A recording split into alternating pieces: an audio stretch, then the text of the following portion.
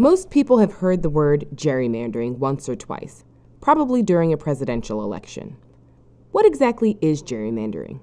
Essentially, it's the process of giving one political party an advantage over another political party by redrawing district lines.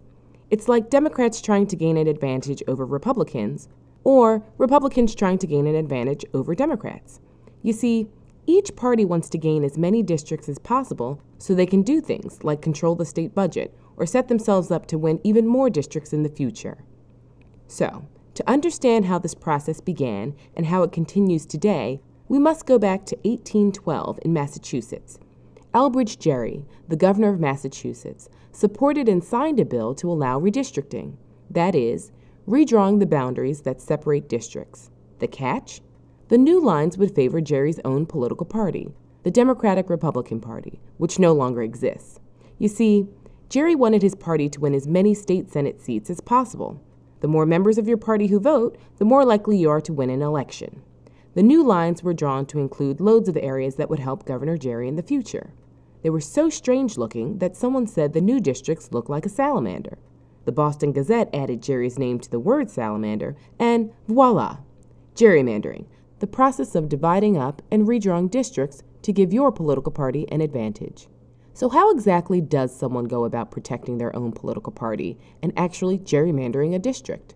There are two successful practices: packing a district and cracking a district. Packing is the process of drawing district lines and packing in your opponents like cattle into as few districts as possible. If more districts equals more votes, the fewer the districts there are, the fewer votes the opposition party will get. Packing, then, decreases the opponent's voter strength and influence.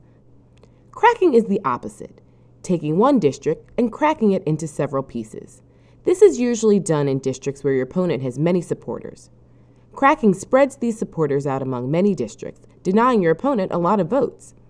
When you have a large number of people who would generally vote for one type of party, those folks are known as a voting bloc. Cracking is a way to break that all up. So when would a party choose to pack their opponent's districts rather than crack them? Well, that really depends on what the party needs. To dilute your opponent's voters, you could pack them into one district and leave the surrounding districts filled with voters of your own party. Or, if you and your party are in power when it's time to redraw district lines, you could redraw districts and crack up a powerful district and spread your opponent's voters out across several neighboring districts.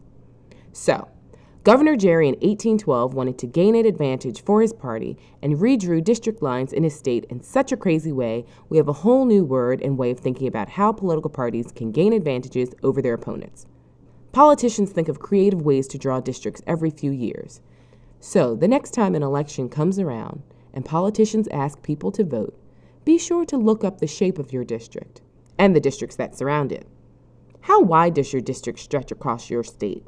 Are all of the districts in your state relatively the same shape?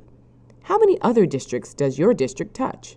But always be sure to ask yourself, does my district look like a salamander?